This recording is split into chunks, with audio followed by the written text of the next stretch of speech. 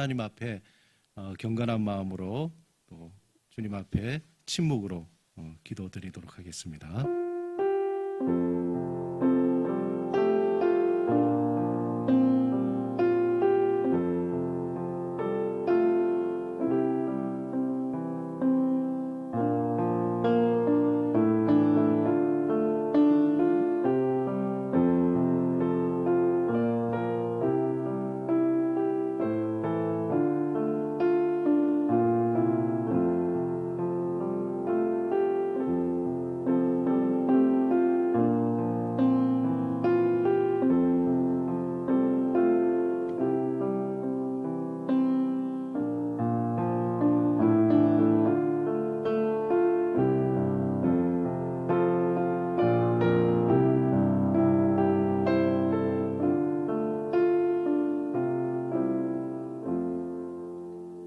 우리 다 같이 일어나셔서 만복의 근원 하나님, 하나님 앞에 경배와 찬양을 드리겠습니다.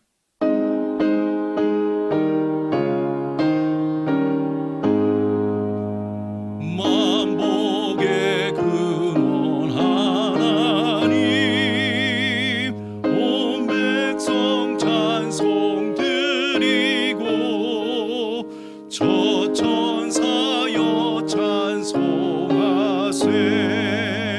찬송 성부 성자 성령 아멘. 이 시간 사도신경으로 우리의 신앙을 고백드리겠습니다. 나는 전능하신 아버지 하나님 천지의 창조주를 믿습니다. 나는 그의 유일하신 아들 우리 주 예수 그리스도를 믿습니다.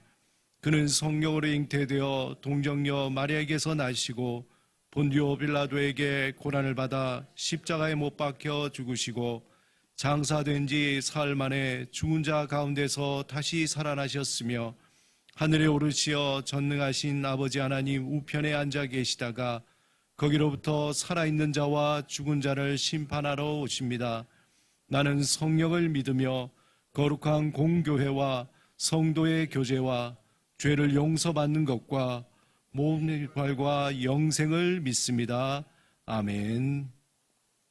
이 시간 한 주간 하나님이 주신 은혜에 감사하며 우리의 죄를 하나님께 침묵으로 고백드립니다.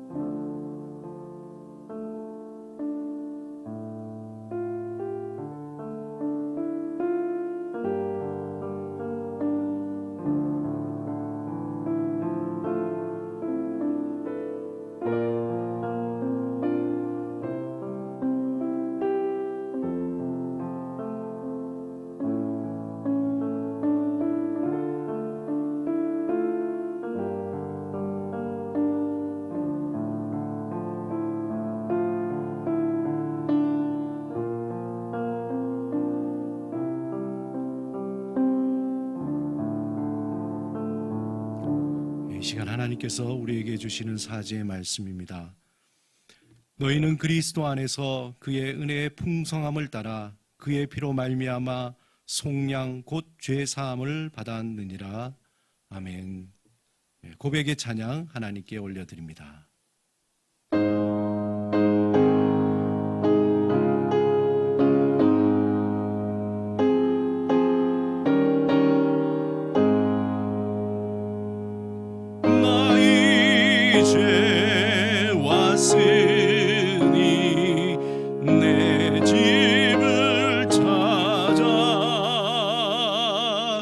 주여 나를 받으사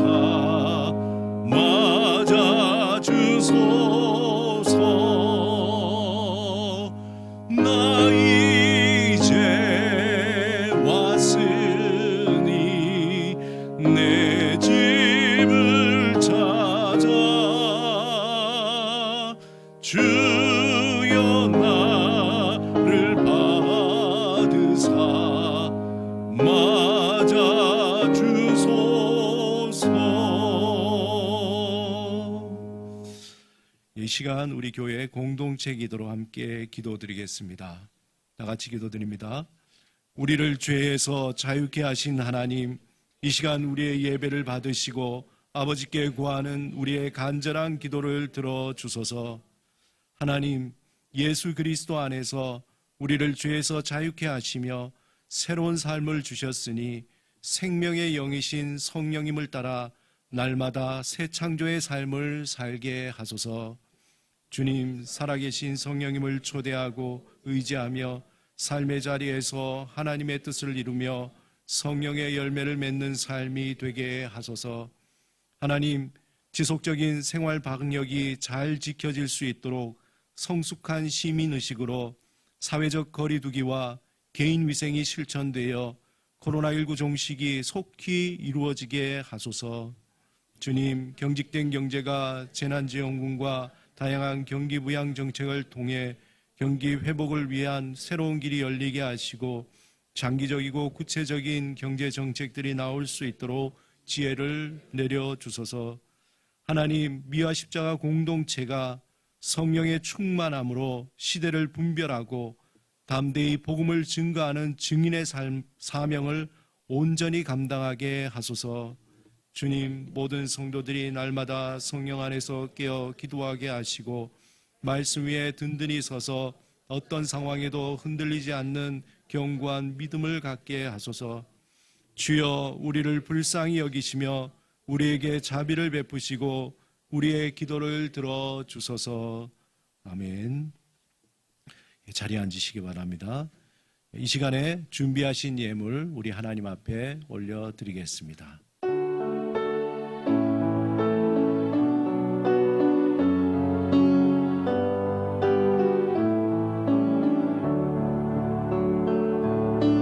내게 있는 향유가 주께 가져와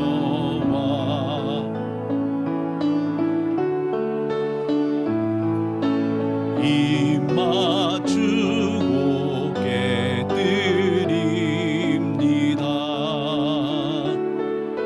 나를 위해 험한 산길 오르신 그 발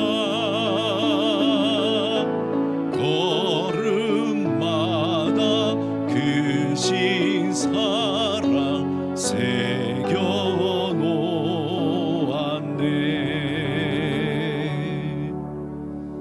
사랑과 은혜가 풍성하신 하나님, 하나님의 그 사랑에 감사하며 우리를 구원해 주신 그 은혜에 감사하며 또한 우리를 날마다 보호하시고 지켜주시며 필요한 모든 것들을 채워주심에 감사하여 우리의 마음과 뜻과 정성을 다하고 이 예물과 함께 우리의 삶을 드리오니 주님 받아 주시옵소서. 이 예물을 통하여서 구원의 역사, 생명을 살리는 귀한 사역에 쓰이게 하여 주시고 또한 주님 앞에 감사하며 또한 주님 앞에 의지하며 나가는 우리 삶에 하나님께서 더욱더 풍성한 은혜로 갚아 주시옵소서. 아버지 하나님, 간절히 바라옵고 원하옵나이다. 우리의 그 모든 삶이 하나님께로부터 오고 또한 하나님께서 지켜주시는 줄 믿고 날마다 신실한 주님의 그 사랑을 의지하며 믿음으로, 더 큰 믿음으로 주님 앞에 나가게 하여 주옵소서.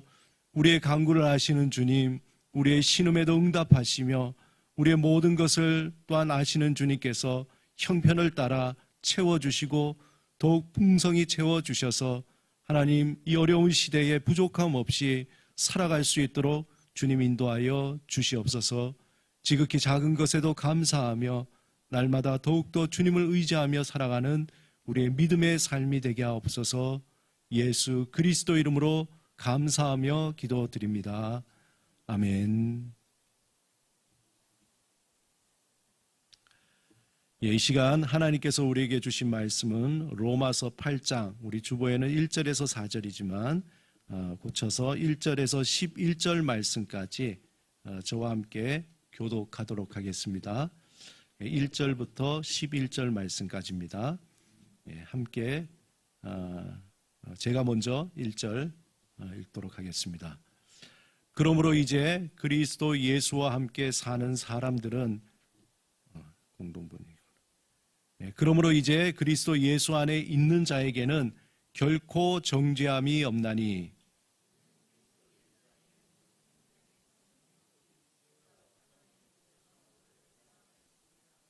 율법이 육신으로 말미암아 연약하여 할 수 없는 그것을 하나님은 하시나니 곧 죄로 말미암아 자기 아들을 죄 있는 육신의 모양으로 보내어 육신의 죄를 정하사 따르지 않고 그 영을 따라 행하는 우리에게 율법의 요구가 이루어지게 하려 하심이니라. 육신을 따르는 자는 육신의 일을, 영을 따르는 자는 영의 일을 생각하나니 육신의 생각은 사망이요 영의 생각은 생명과 평안이니라. 육신의 생각은 하나님과 원수가 되나니 이는 하나님의 법에 굴복하지 아니할 뿐 아니라 할 수도 없음이라. 육신에 있는 자들은 하나님을 기쁘시게 할 수 없느니라. 만일 너희 속에 하나님의 영이 거하시면 너희가 육신에 있지 아니하고 영에 있나니 누구든지 그리스도의 영이 없으면 그리스도의 사람이 아니라. 또 그리스도께서 너희 안에 계시면 10절입니다. 또 그리스도께서 너희 안에 계시면 몸은 죄로 말미암아 죽은 것이나 영은 의로 말미암아 살아있는 것이라. 11절 같이요. 예수를 죽은 자 가운데서 살리신 이의 영이 너희 안에 거하시면 그리스도 예수를 죽은 자 가운데서 살리신 이가 너희 안에 거하시는 그의 영으로 말미암아 너희 죽을 몸도 살리시리라. 아멘. 오늘 우리가 함께 드릴 찬양은 찬송가 183장 빈들의 많은 풀같이, 우리 같이 한번 다 같이 일어나셔서 1절, 2절, 3절 그리고 간주하고 4절 우리 같이 부르시겠습니다. 183장입니다.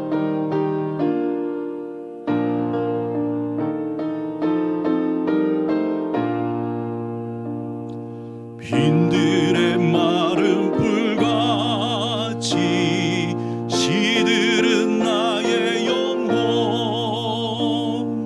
주님의 약속한 영역 간절히 기다리네. 가물어 메마른 땅에 단비를 내리시듯 성령의 단비를 부어 새 생명 주옵소서. 한가운 빗소리 들려 산천이 춤을 추네. 봄비로 내리는 성령 내게도 주옵소서. 가물어 메마른 땅에 단비를 내리시듯 성령의 단비를 부어 새 생명 주옵소서. 절 따라 우로를 내려 조목이 무성하니 갈급한 내 심령 위에 성령을 부소서. 가물어 메마른 땅에 단비를 내리시듯 성령의 단비를 부어 새 생명 주옵소서.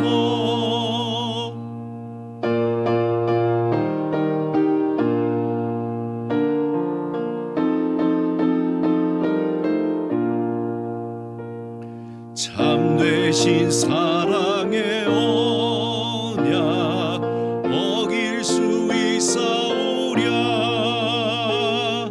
오늘의 흡족한 은혜 주 주를 믿습니다.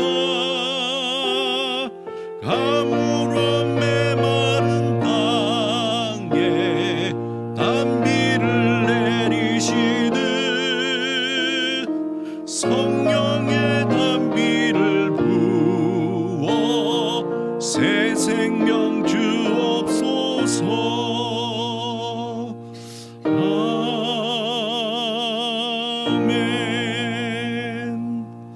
자리에 앉으시기 바랍니다. 예. 우리 다시 한번 서로 인사 나눌까요? 샬롬. 예. 마이크 소리가 괜찮나요? 예. 크지 않나요? 작지도 않고. 예. 적당합니까? 이따 반주는 조금 소리 높여도 될 것 같아요. 예. 예. 주님의 이름으로 환영합니다. 5월 첫 주가 되었습니다. 하나님의 풍성하신 은혜와 복이 여러분의 가정과 또 하시는 모든 일과 또 자녀들 가운데 함께 하시기를 축원합니다. 오늘은 사실 원래 어린이 주일이거든요. 그래서 어린이 주일답게 뭔가를 해야 되는데 한준이가 지금 청주에 갔어요. 우리 유일한 어린이 한준이가 청주에 가서 지금 다음 주에 어린이 주일 겸 어버이 주일 그렇게 지키도록 하겠습니다. 이렇게 보니까 우리 또 방 집사님도 커트를 또 멋지게 그리고 다들 이렇게 또 봄이 돼서 좀 새로운 그런 모습입니다. 자, 그럼 이 시간에 샬롬의 언어 우리 같이 연습하도록 하겠습니다. 가슴에 손을 얹고 시작. 나는 하나님의 사랑받는 자다. 나는 하나님의 사랑받는 자다. 나는 하나님의 사랑받는 자다. 그래, 그럴 수도 있지. 그래, 그럴 수도 있지. 그래, 그럴 수도 있지. 이제 현재를 살자. 이제 현재를 살자. 이제 현재를 살자. 요즘에 그래도 감사한 것은 코로나19가 조금 이렇게 진정 국면에 들어선 것 같아요. 지속적으로 숫자가 10명 내외 그리고 국내 확진자 수는 실제적으로는 어제도 제로 가까운 수치를 지금 보이고 있습니다. 또 앞으로 이런 추세가 이런 상황이 계속되기를 우리 다 같이 함께 기도드려야 할 것 같습니다. 그런데 이런 좋은 소식이 있는가 하면은 지난주에 우리 마음을 아프게 하는 소식도 있어요.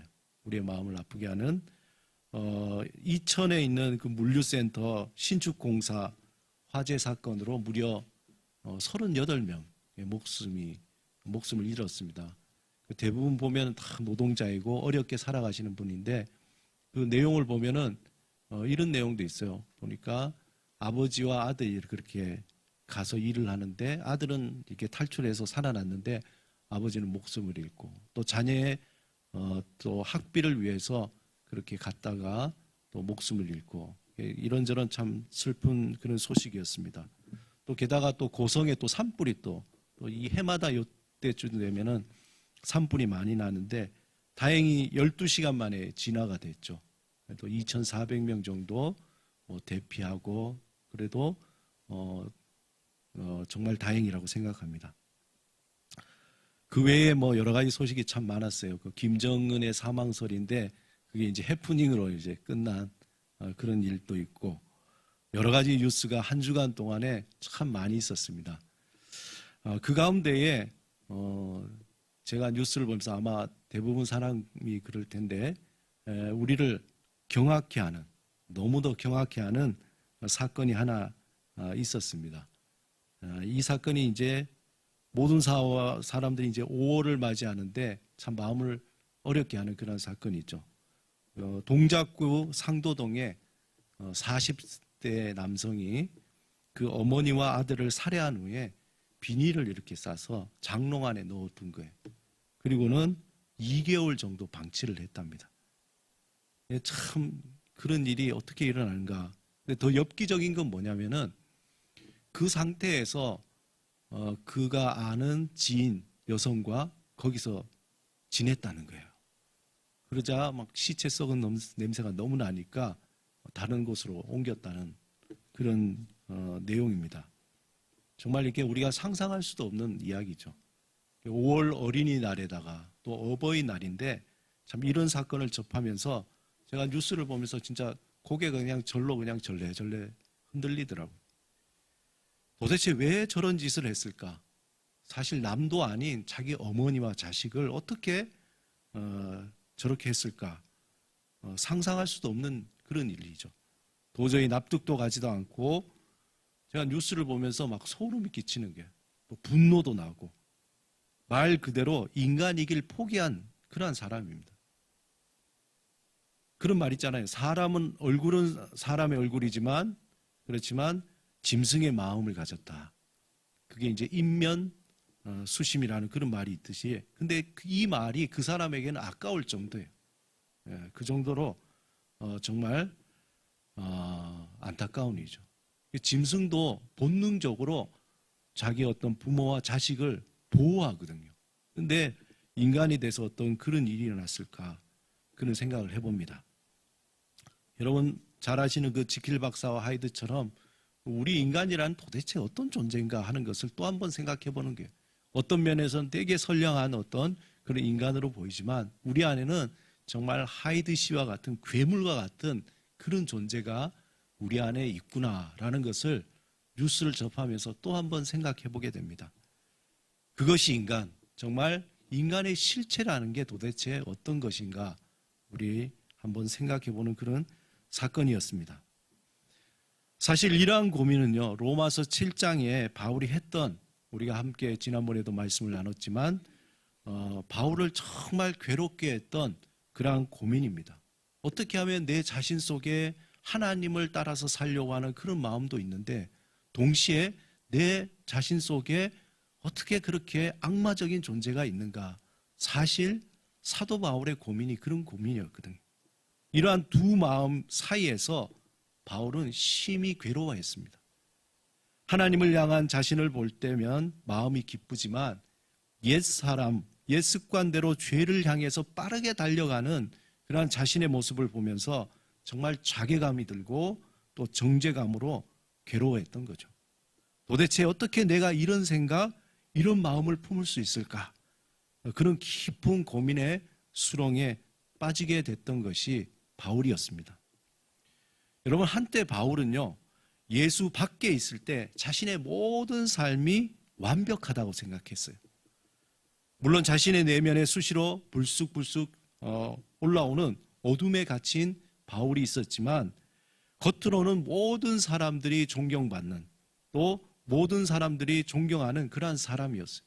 집안적으로 봐도 뼈대 있는 집안이잖아요. 베냐민 지파요. 또 사회적으로 종교적으로 바리새인 중에 바리새인이요.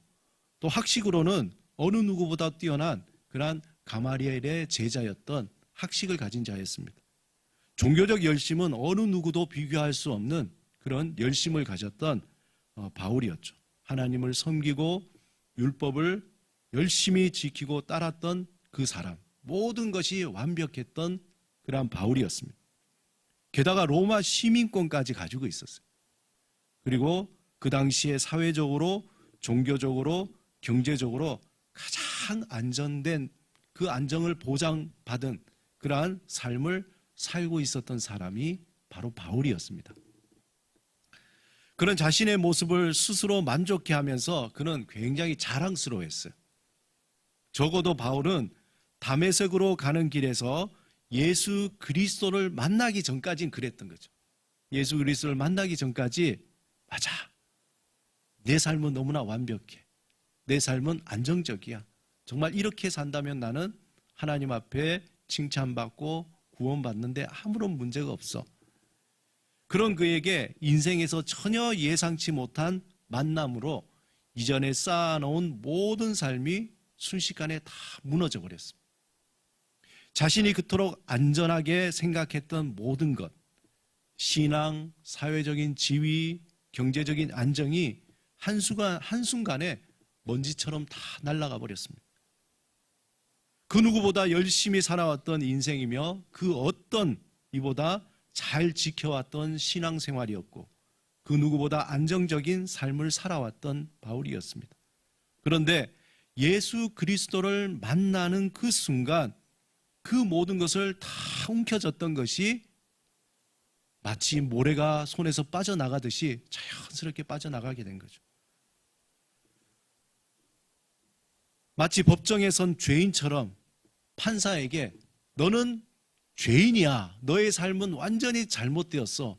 그렇게 선고받은 그런 상황인 거죠.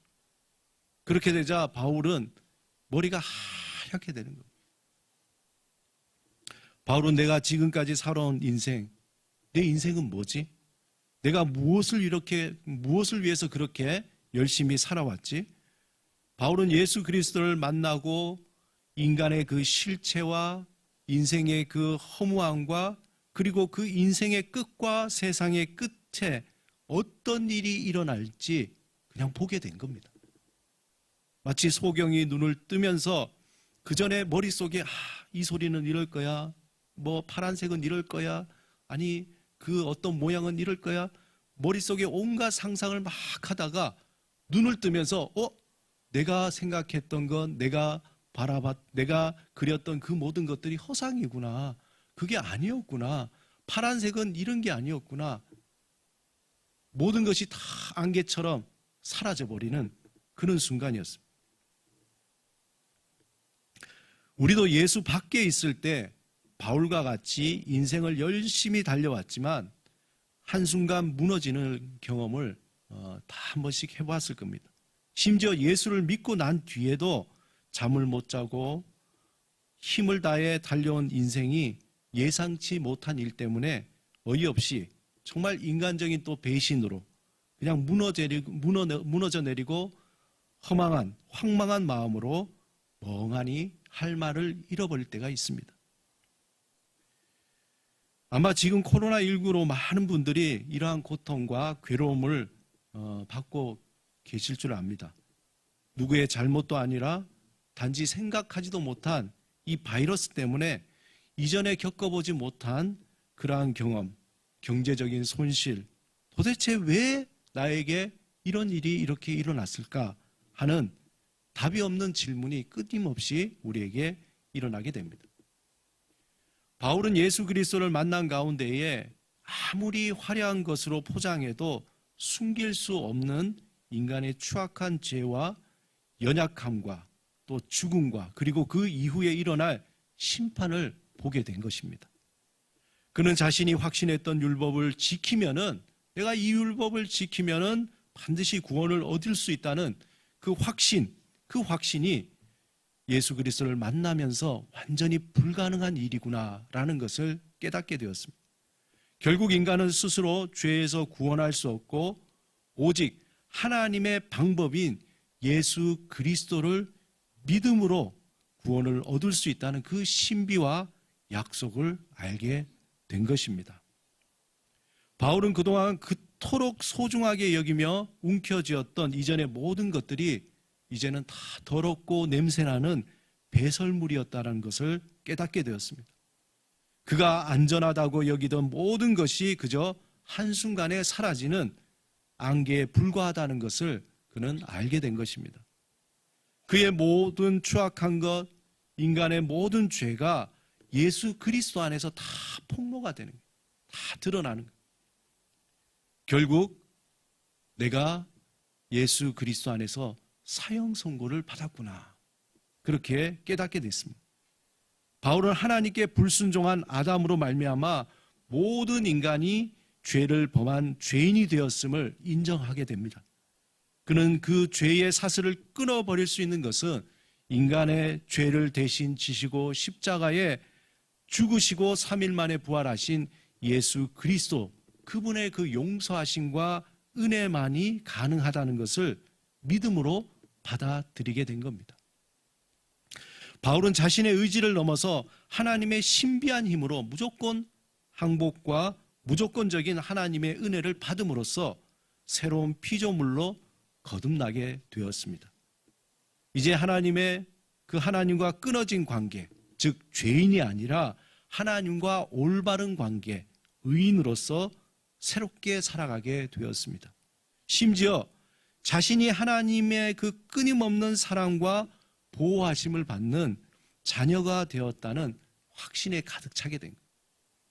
더 이상 하나님의 심판 아래에 있는 진노의 자녀가 아니라 하나님과 화해가 된 하나님의 기업을 물려받는 상속자요, 하나님의 나라에서 왕노릇하면서 이제 새 창조의 삶을 살아가는 존재가 되었다는 그 사실을 알게 되자 바울은 너무나 기뻤습니다. 자신이 무엇을 해서가 아니라 하나님께서 나를 선택하시고 나를 변화시켜 주시고 구원해 주신 그 사랑에 가슴이 너무나 벅찬 거예요. 그 기쁨과 죄에서 자유함을 누리고 확신하게 되었습니다. 바울에게는요, 더 이상 이 하루의 삶을 율법을 지키거나 내가 무엇을 이루어야 되는 삶이 아니라, 또한 자신의 움켜쥔 안정된 삶이 정말 어떻게 하면 무너질까 두려워하는 것이 아니라, 오늘을 살고 내일 죽는다 해도 미래가 전혀 두렵지 않고 어떤 상황에서도 지금 나에게 주어주신 그 현재를 감사함으로 받아들이게 된 거예요. 새로운 삶의 스타일, 새로운 삶의 원리를 가지게 된 거예요. 그의 삶의 순간마다 하나님을 향한 사랑과 갈망함으로 사는 그것이 진정한 삶의 기쁨이며 그것이 가장 가치 있는 것이라는 것을 확신하게 된 거예요. 이전에는 막 열심을 내서 어떻게 하면 하나님에게 칭찬받을까? 어떻게 하면 사람들에게 잘 보일까? 이런 것이 자신의 삶이었다면 예수 그리스도 안에서 있는 그대로 하나님 앞에 하나님을 갈망하고 사랑하고 하나님 앞에 나의 삶을 드리며 그렇게 살아가는 것, 그것이 참된 삶이구나, 그것이 진정한 인생을 살아가는 기쁨이구나 라는 것을 확신하게 되었습니다. 이제 그는 이전에 가졌던 헛된 소망을 다 버렸어요. 그리고 오직 살아있는 소망, 산 소망을 향해서 담대하게 예수 그리스도 안에서 하나님과 함께 성령님의 도우심을 받으며 살게 된 것입니다. 무엇보다 자신을 구원하시기 위해서 하나님의 아들을 이 땅에 보내시고 십자가의 죽음으로 내어주며 3일 만에 부활하게 하신 하나님의 그 신실하신 사랑, 하나님의 그 언약, 그것을 믿고 절망도 고난도 죽음도 그 어떤 것도 하나님과 자신과의 연결된 그 사랑을 끊을 수 없다는 그 확신을 가지게 된 것입니다. 예수 안에서 새롭게 변화된 바울은 이제 오늘 로마서 8장 1절에 대선언을 하게 됩니다. 본문 1절을 우리 다 같이 한번 읽어보겠습니다. 시작. 그러므로 이제 그리스도 예수 안에 있는 자에게는 결코 정죄함이 없나니. 우리가 너무나 잘 알고 많은 그리스도인들이 애송하는 그런 구절이잖아요. 사실 이 말씀을 읽을 때는요, 정말 벅찬 감격이 있어야 돼요. 그러므로 이제 그리스도 예수 안에 있는 자에게는 결코 정죄함이 없다는 거예요. 정죄함이 없다는 거예요. 1절에 그리스도 예수 안에 있는 자에게는 결코 정죄함이 없나니 할 때의 이 정죄라는 것, 이 말은 사전적인 의미는 죄가 있다고 단정함이라고 되어 있습니다. 죄가 있다고 단정함. 즉 유죄 판결인 거죠. 가만히 있는데 제가 은선이 보고 너는 죄가 있어.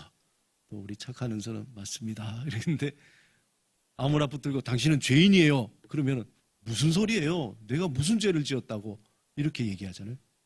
정죄함이라는 당신은 죄가 있어 라고 얘기하는 거죠.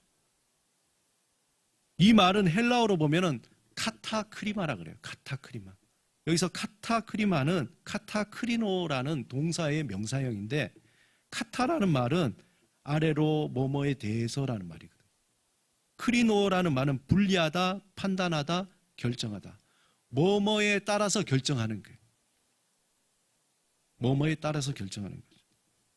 이 말의 의미를 자세히 살펴보면은 어떤 거냐면은 우리가 생각하는 어떤 도덕적인, 윤리적인, 사회적인 법의 근거에서 오늘 본문에서는 죄가 있다라는 것이 아니라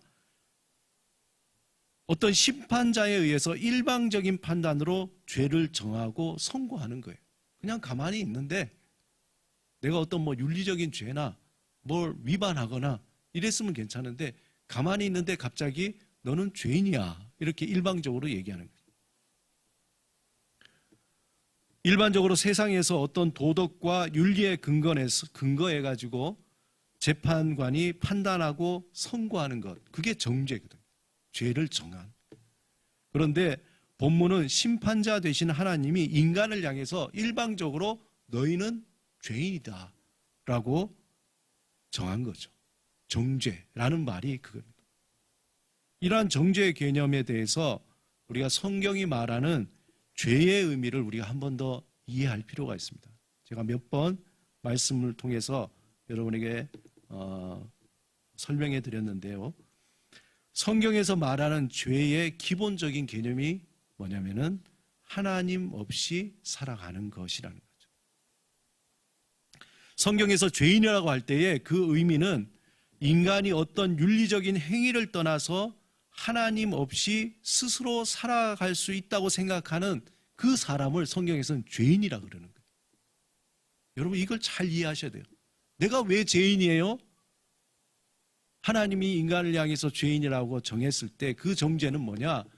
너희는 나를 떠나서 너희 스스로 살아갈 수 있다라고 그런 존재라고 생각할 때 하나님 입장에서 볼 때 죄인인 거예요. 그래서 인간이 하나님의 품을 떠날 때 그때 죄인이 되는 거죠. 창세기의 선악과를 먹지 말라는 명령을 어겼을 뿐 아니라 그 의미는 뭐냐? 그것은 그 안에 이제 나는 하나님 없이 살 수도 있다라는 교만이 들어가 있는 거죠. 그렇기 때문에 인간은 바로 죄인이라는 겁니다. 아담과 하와가 선악과를 먹은 후에 하나님과 관계를 끊고 하나님 품을 떠나 스스로 살 수 있다고 했을 때부터 하나님은 인간을 죄인이라고 정죄하셨습니다. 그러므로 아담과 하와를 통해서 모든 인류가 다 죄인이 된 것입니다. 그렇다면 성경에 말하는 그럼 의인은 뭡니까? 성경에서 말하는 의인은 하나님과 올바른 관계를 가진 자랍니다. 올바른 관계를 맺은 자. 즉 하나님을 의지하고 하나님께 도움을 구하고 하나님의 뜻을 따라 살아가는 사람을 성경에서는 의인이라 그러는 거예요. 이 두 가지 죄인과 의인에 대해서 여러분 잘 이해를 하셔야 돼요. 그러면 하나님을 의지한다고 하고 이렇게 얘기했어요. 윤리적으로 난 마음대로 살아도 되네? 나는 하나님을 의지해. 그러면서 행동은 마음대로. 이게 어딥니까? 구원파잖아요. 나는 구원받았어. 그러니까 이제부터 마음대로 살아야 돼. 살아도 돼. 의인은 아담의 불순종으로 하나님과 끊어졌던 관계가 예수 그리스도로 말미암아 다시 회복된 관계입니다. 그러므로 그 회복된 관계에서 내가 마음대로 살 수 있다? 그렇지 않거든요. 오히려 하나님과 올바른 관계에 있는 사람은 세상의 윤리보다 더 높은 차원의 삶을 살아가게 되어 있습니다.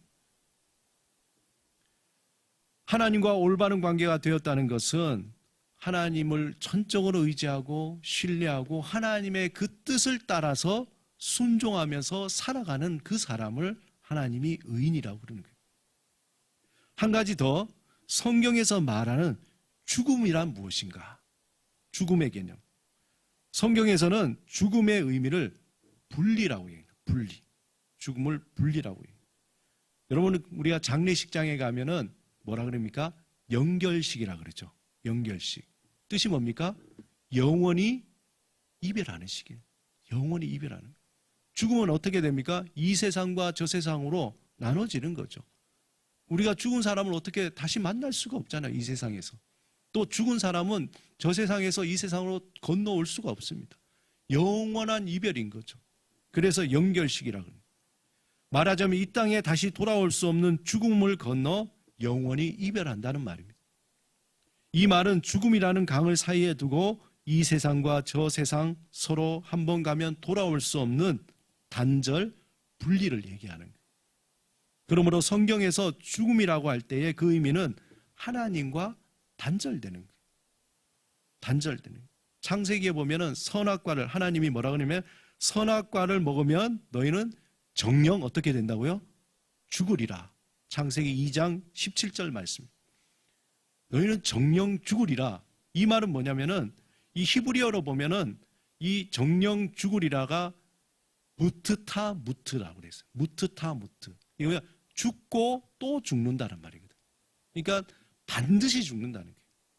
반드시 죽는다. 이 말은 하나님과 아무런 상관없는 존재로 완전히 분리돼 버리는 거예요. 완전히 분리돼. 그 상태가 뭡니까? 지옥인 거죠. 지옥인 거예요. 그 상태가 지옥인 거예요. 하나님의 도움과 하나님의 어떤 은혜를 거나 전혀 도달할 수 없는, 전혀 받을 수 없는 그 상태에 빠져버리게 되는 거죠. 완전히 분리가 되는 거예요. 사랑하는 여러분, 성경에서 말하는 이 죄, 죄인, 의인, 죽음을 잘 이해하셔야 됩니다. 인간이란 존재는 하나님과 분리되어서 생물학적인 죽음을 맞이하게 되고 또한 하나님과 완전히 분리되어서 영적인 죽음에 빠진 죄인, 즉 하나님 없이도 자신의 힘으로 살아갈 수 있다는 존재가 되어버린 거예요. 그 인간이 살아가는 그 삶이 인생이라는 거죠. 그리고 인생의 온갖 고통과 가득한 바다가 그 속에서 힘겹게 살아가는 것이 우리의 삶입니다. 그 고통의 바다에서 인간은 진정한 자신을 잃어버려서 마치 고아와 같이 이리저리 헤매며 허둥지둥 살아가게 됩니다. 이 고통의 바다에서 구원을 받을 수 있는 유일한 길은 이 고통의 바다에서 진정한 자신의 모습을 찾을 수 있는 유일한 길은 오직 예수 그리스도 뿐이라고 성경은 말씀하고 있습니다. 그 안에서 하나님을 향해서, 하나님은 우리를 향해서 뭐라고 말씀하냐면 너희는 죄에 있다가 아니라 죄가 없다라고 얘기해요.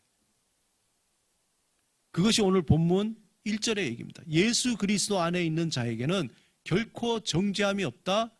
죄인된 우리를 예수 그리스도 안에서 하나님은 너희는 이제 죄가 없다, 정죄함이 없다라는 거예요. 그렇게 선언하는 겁니다. 그렇다면 왜 예수 그리스도 안에 있는 자는 정죄함이 없다고 말하는지 구체적으로 본문 2절에서 이렇게 말씀하고 있습니다. 2절 같이 한번 읽겠습니다. 시작. 이는 그리스도 예수 안에 있는 생명의 성령의 법이 죄와 사망의 법에서 너를 해방하였습니다. 우리가 왜 정죄함이 없는가라는 그 이유를 2절에서는 그리스도 예수 안에 있는 생명의 성령의 법이 죄와 사망의 법에서 우리를 해방했다, 자유케 했다는 거예요. 이 본문에 보면은 생명의 성령의 법과 죄와 사망의 법이라는 표현이 나와요. 이 법이라는 것은요, 강제적으로 또 지켜야 할 명령이고 또 규칙이잖아요.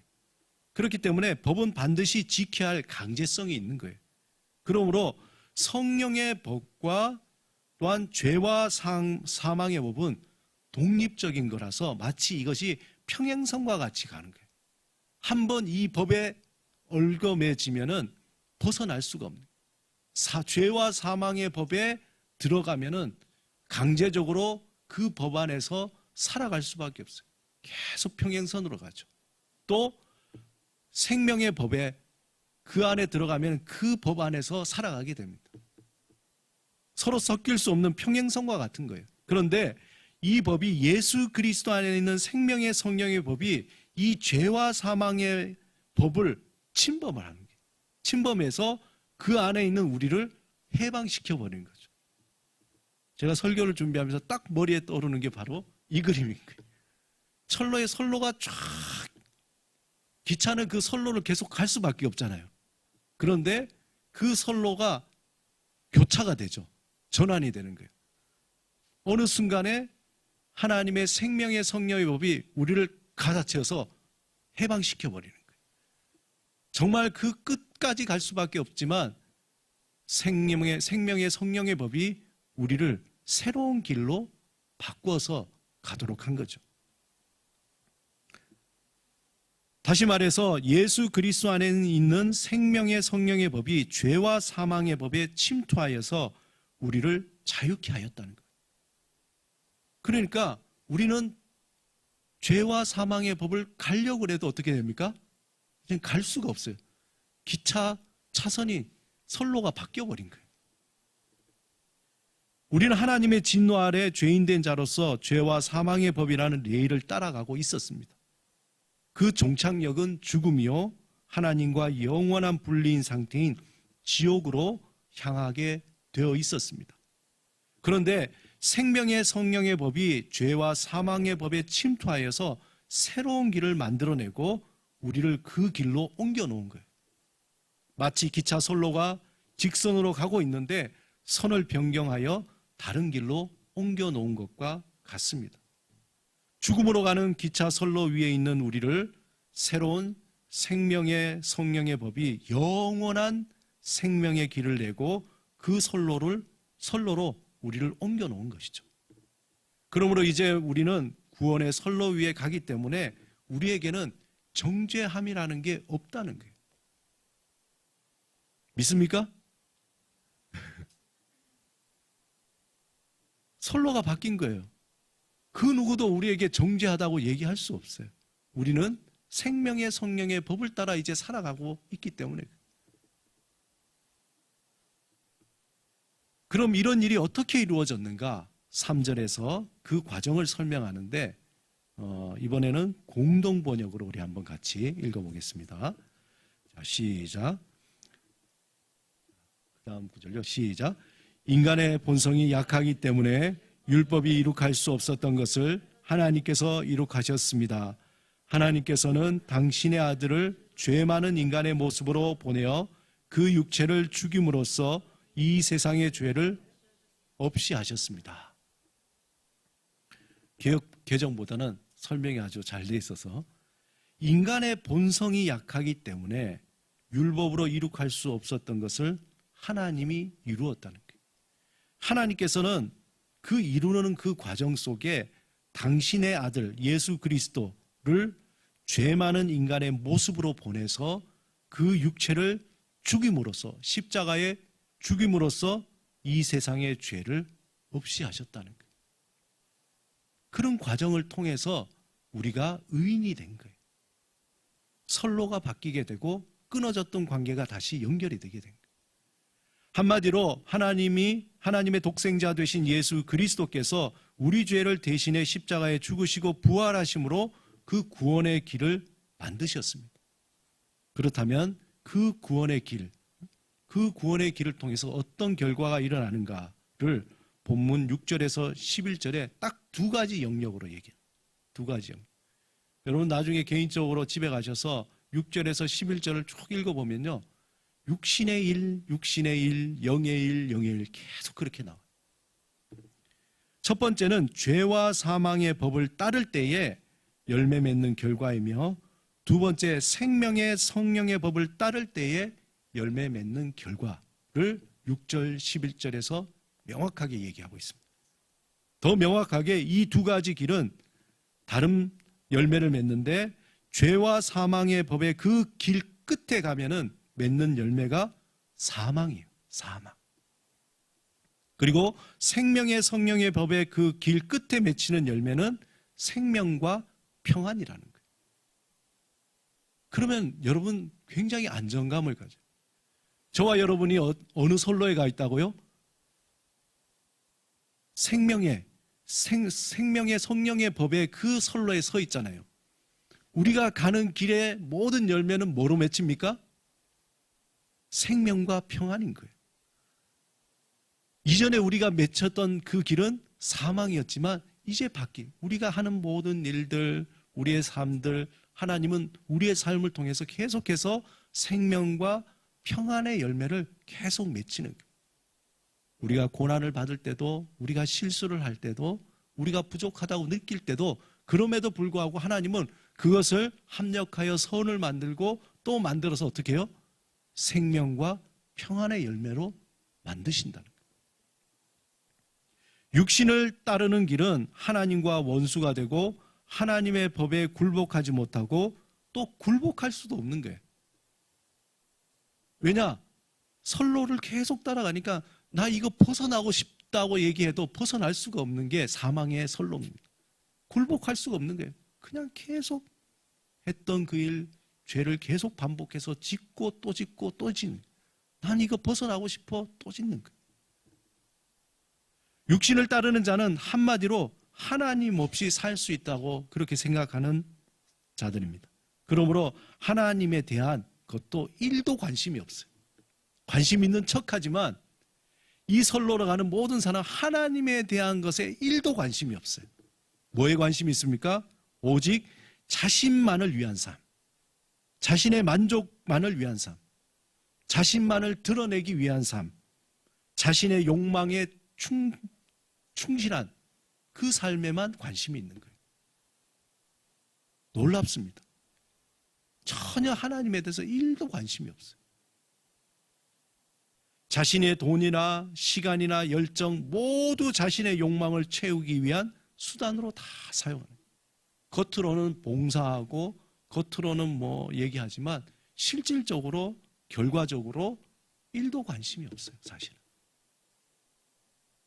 사람이 자신이 가진 물질과 재능과 시간을요 어디에 사용하는가 가만히 보면은 그가 어떤 삶의 길을 가고 있는가를 알 수 있어요. 누가복음 12장 34절에 예수님이 너희 보물이 있는 곳에는 너희 마음도 있느니라. 우리의 물질이 있는 곳에 마음이 있는 거예요. 내가 시간을 어디에 많이 쓰는가, 내가 물질을 어디에 많이 쓰는가, 나의 재능과 열정을 어디에 많이 쓰는가가 내가 어떤 삶의 길을 가고 있는가를 그냥 보여주는 겁니다. 육신을 따르는 인간은 불행하게도 어리석은 부자처럼 자신의 재물이 정말 내일도 축적될 것이야, 정말 나는 안전해, 나는 괜찮아, 그렇게 기대감에 부풀어 살아갑니다. 하지만 자신의 생명을 주관하시는 분이 하나님이시라는 걸 몰랐던 거죠. 하나님에 대한 관심이 없기 때문에 그렇습니다. 그 삶의 중심에는 하나님은 없고 오직 재물만이 모든 삶의 의미가 되었어요. 마치 여러분 한센병 걸린 사람들이 감각이 없잖아요. 그 재물로 인해서 하나님에 대한 감각이 1도 없는 거예요. 아무런 관심도 없고 감각도 없습니다. 물질, 돈이라는 우상으로 하나님을 향한 모든 감각이 다 사라져버린 거예요. 문제는 하나님의 자녀된 우리도 하나님을 향한 마음이 세상을 향하고 세상에 좋아 보이는 것들, 그중에 물질을 향할 때에 서서히 하나님을 향한 감각이 무뎌진다는 거예요. 그 선로에 가고 있음에도 불구하고 말씀을 묵상하는 것도, 예배를 드리는 것도, 하나님의 뜻을 따르며 사는 것도 별로 중요하게 생각 안 하는 거죠. 해도 되고 말아도 되고 특별히 나에게 영향이 없는 것 같으니까. 심하게는 매우 시시하게 여기면서 때로는 무시합니다. 세상의 물질이 더 중요하고 더 소중하고 더 힘이 있어 보이는 거예요. 그것이 정말 현실적이라고 생각하는 거예요. 반면에 영을 따르는 길은 생명의 영에 속해 있어서 그리스도의 사람이 되고 하나님을 기쁘시게 하며 하나님 앞에서 살아가는 자가 된다고 6절에서 11절에 말씀하고 있습니다. 이러한 삶은 하나님의 말씀하신 것에 순종하면서 그 말씀을 삶 속에 실천하려고 힘쓰는 삶입니다. 그래, 이게 하나님 말씀이지. 정말 하나님의 소중한 거지. 이것을 삶 속에 어떻게 하면 내가 실천을 할까? 어떻게 하면 그것을 따를까? 그렇게 살아가는 거죠. 때로는 초라해 보이고 심지어 예수 그리스도를 따르면서 하나님의 뜻을 이루는 것 때문에 실패하기도 해요. 손해를 봅니다. 그럼에도 불구하고 그 길을 또 가는 거죠. 코로나19인데도 이렇게 나와 예배드리고 또 집에서도 예배드리고 주일날 막 좋은 데 갈 수도 있지만 예배드리는 것을 우선으로 하는 것, 왜 그러냐 말이죠. 생명의 영이 우리에게 있기 때문에 그렇습니다. 생명의 영을 따르는 길에 대해서 예수님이 아주 명확하게 그 길이 어떤 길인가에 대해서 명확하게 말씀하셨는데, 그 길은 마음과 뜻과 정성을 다해 주 너의 하나님을 사랑하고 내 이웃을 내 몸과 같이 사랑하라입니다. 생명의 영의 길을 따르는 자는 하나님의 말씀을 매우 소중하게 여깁니다. 그러므로 매일마다 생명의 말씀을 듣고자 애를 쓰는 거예요. 또한 하나님과의 만남에 기뻐하는 겁니다. 개인적으로 바쁜 하루지만 시간을 내서 하나님과의 그 만나는 시간을 갖습니다. 또 하나님 앞에서 말씀을 듣고 하나님께 기도하며 머무는 시간을 가지려고 하는 거죠. 또한 가족뿐만 아니라 삶의 자리에서 함께하는 사람들을 참 소중하게 여기, 나만 사는 것이 아니라 더불어 함께 사는 거죠. 자신만을 위해 살려고 하지 않고 더불어 함께 사는 것에 관심을 가집니다. 나눠주기도 하고 도와주기도 하고 필요한 것을 채워주기도 합니다. 뭐 대가를 위한 것이 아니에요. 이러한 생명의 영을 따라 사는 삶은 항상 생명과 평안의 열매를 맺게 돼 있습니다. 하나님의 사람은요, 이렇게 살도록 성령님이 또 이끄시고 계속적으로 도와주시는 거예요. 우리는 흔히 성령 충만한 사람을 얘기할 때에 막 신령한 사람, 뭔가 막 거룩이 막 빛이 나고 목소리도 막 걸걸하게 그렇게 되고, 때로는 그 사람이 막 예언도 한다 그러고 막 뭐 하나님을 음성을 막 자기가 매일매일 막 듣는 것처럼 그렇게 얘기하는 사람, 저 사람 참 성령 충만한 사람이다. 성경을 백독하고 40일 금식하고 그런 것들 보면서 저 사람은 정말 성령 충만한 사람이 아닐까 생각하지만, 그럴 수도 있지만 우리가 착각할 수도 있다는 겁니다. 진정으로 성령 충만한 사람은 모든 삶을 하나님께 의지하면서 매우 소박한 것에 소중히 여기고 매우 작은 것에 감사함을 느끼며 자신을 드러내지도 않고 삶의 자리에서 하나님과 조용히 동행하는 사람입니다. 진실로 성령 충만한 사람, 전적으로 성령께 의지하면서 말씀을 따라서 조용하게 소박하게 살아가는 사람. 하나님은 그 사람을 주목하는 거예요. 막 드러내는 사람이 아니라.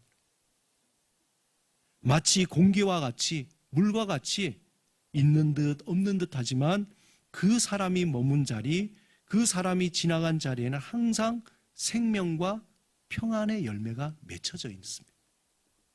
반대로 육신을 따라 사는 사람은 분노의 에너지로 요란합니다. 시끄러워요. 그리고 배타와 시기, 질투, 요란한데 요란하기만 하고 열매가 없습니다. 입만 무성하고 그렇게 끝나버립니다. 그러니 그 사람은 살면 살수록 삶이 자꾸 공허해지는 거예요. 억울하고 분통하고 원망스럽고 후회하고 두려움이 가득한 삶입니다. 성령 충만한 삶은 살면 살아갈수록 삶이 조금씩 차오르며 꽉 차게 되는 거죠. 사랑하는 여러분, 오늘 본문에서 특별히 우리가 주목해 볼 일은 1절에 있는 이제라는 단어예요. 그러므로 이제라는 단어죠. 예수 그리스도 안에 있는 자는 결코 정죄함이 없다고 말씀하시면서 그 시제가 뭐냐면은 이제라는 거예요. 원문에 보면은 이제, now, 지금이라는 거예요. 지금. 사실 그 원문에 우리가 쓰는 원문, 헬라어 원문 말고 다른 원문에는 우리가 있는 본문의 뒤에 또 다른 말이 하나 더 붙었어요. 뭐냐면은 예수 그리스도 안에 있는 자는 결코 정죄함이 없다라고 하면서 뭐냐면은 그 정죄함이 없는 자는 어떤 자냐면은 생명의 성령의 법을 따르고 죄와 사망의 법을 따르지 않는 자라고 돼 있어요. 언제? 이제, 지금 생명의 성령의 법을 따르고 죄와 사망의 법을 따르지 않는 자가 정죄함이 없다라고 되어 있습니다. 이 구절에서 이제라는 의미는 보편적으로 지금 나오는데 8장 1절, 그동안 1장에서 7장의 내용을 전부 총체적으로 받으면서 대선언으로 우리가 죄인이며 예수 그리스도를 믿음으로 죄에서 자유하며 구원을 얻은 의인이요 하나님의 자녀 되었다. 그러므로 이제 예수 그리스도 안에 있는 자는 정죄함이 없다는 거예요. 언제요? 이제. 지금 예수 그리스도 안에 있으면 정죄함이 없다라고 선포합니다. 다시 말해서 우리가 정죄함을 면하려면 지금 믿어야 되는 거예요. 제가 자주 강조하지만 언제 믿어야 된다고요? 지금 믿어야 되는 거예요. 지금. 이제. 바울이 특별히 이제라고 못 바꿔요. 지금 예수 그리스도 안에 있는 자가 정죄함이 없지, 과거에 예수 그리스도 안에 있었는데 지금은 없으면은 정죄함이 있는 거예요. 그래서 바울이 두렵고 떨리는 마음으로 구원을 이루어가는 거죠. 그 얘기 뭐냐면은 우리 기독교의 그 핵심이 지금 이 순간에 현재의 하나님을 의지하며 살아가는 그 원리를 얘기해 주는 겁니다. 이전에 믿었거나 앞으로 믿을 것이라는 건 아무 의미가 없는 거예요. 내가 성령의 법을 따를 것인지 아니면 육신의 법을 따를 것인지 지금 결단하라는 거예요. 지금 여기에서 해야 하라는 거예요.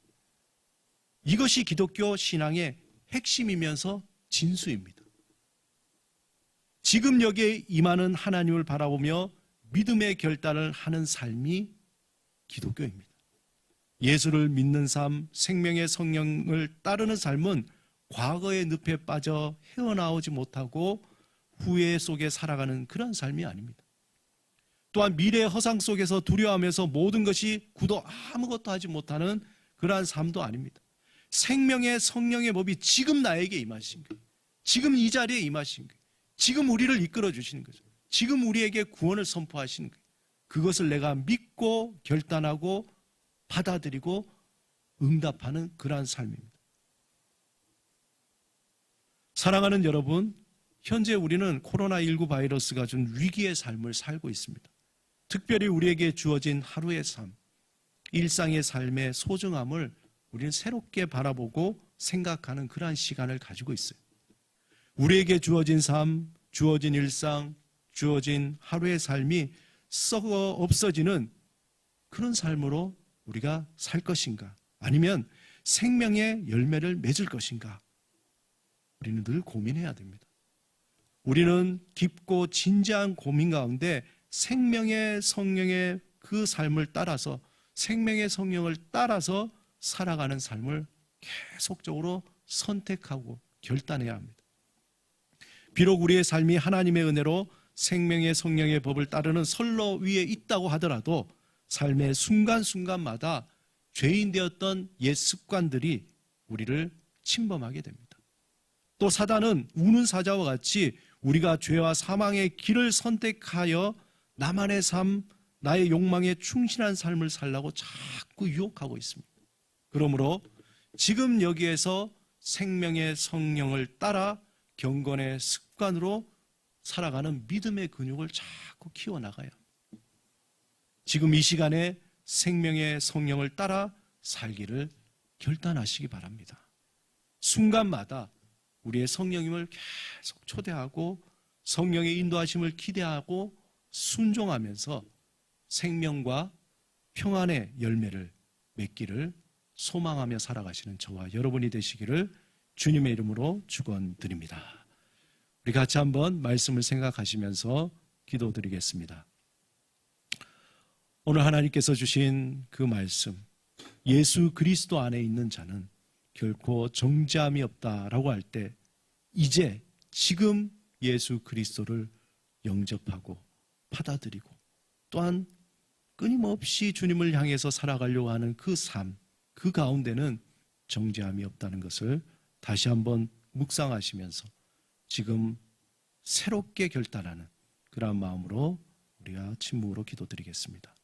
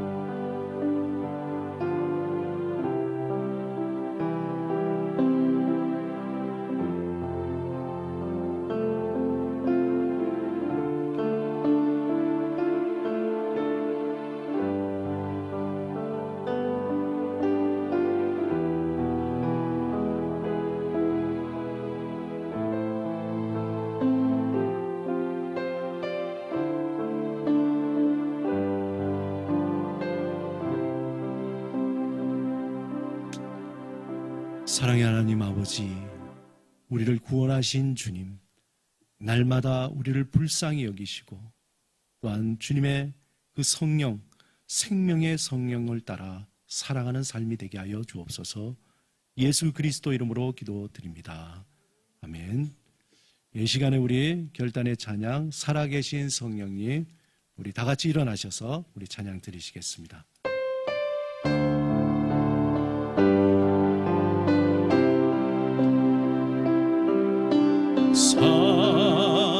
살아계신 성령님,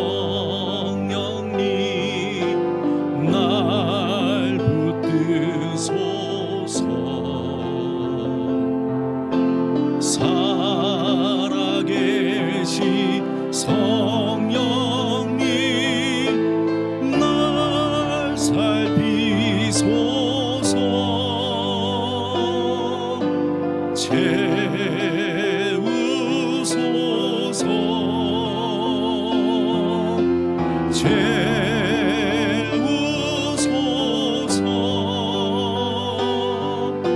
성령 하나님 새롭게 살아계신 성령님, 살아계신 성령님, 날 붙드소서. 살아계신 성령님, 날 채우소서. 주님 채우소서. 채우소서.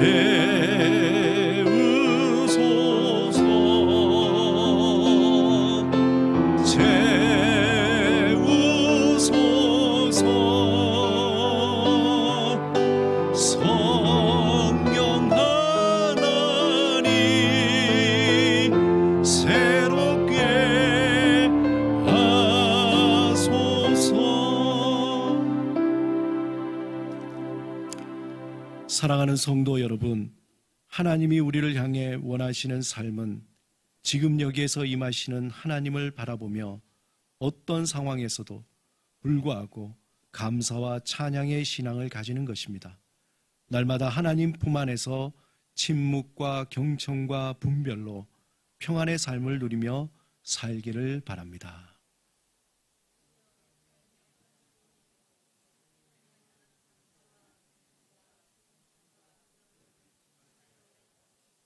아멘. 우리 가슴에 손을 얹고 5월 한 달을 시작했습니다.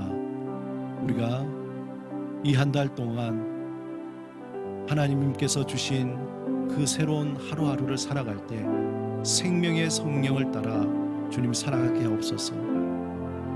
하나님, 날마다 우리에게 열어주시는 그 하루하루를 소중하게 여기며 감사하며 살아가게 하옵소서. 우리에게 함께 하신 가족들 또한 우리 삶의 자리에서 만나는 모든 사람을 소중히 여기며 또한 배려하고 또 격려하며 또한 함께 더불어 살아가게 하옵소서. 이 시간에 우리의 삶을 위해서, 5월 한 달의 삶을 위해서 이 시간에 같이 한번 기도드리겠습니다. 주님, 간절히 바라옵니다. 주님 역사해 주시옵소서. 하나님 아버지, 5월을 열어가며 하나님 우리의 마음이 더 주님 앞에 향하게 하여 주옵소서. 갈망하게 하옵소서. 세상의 헛된 것들에 아버지 집중하지 아니하고 오로지 주님만을 바라보며 생명의 성령을 따라 살아가게 하옵소서. 우리의 모든 헛된 것들을 버리고 주님이 주신 것을 소중히 여기며 감사하며 함께 더불어 살아가며 주님의 그 뜻을 이루어가게 하옵소서. 주님, 우리의 연약함을 아시고 성령님 우리에게 함께 하옵소서. 도우소서. 인도하여 주옵소서. 우리를 새롭게 하여 주옵소서. 충만함으로 채워 주시옵소서. 주님 간절히 바랍니다. 주여 함께 하여 주옵소서.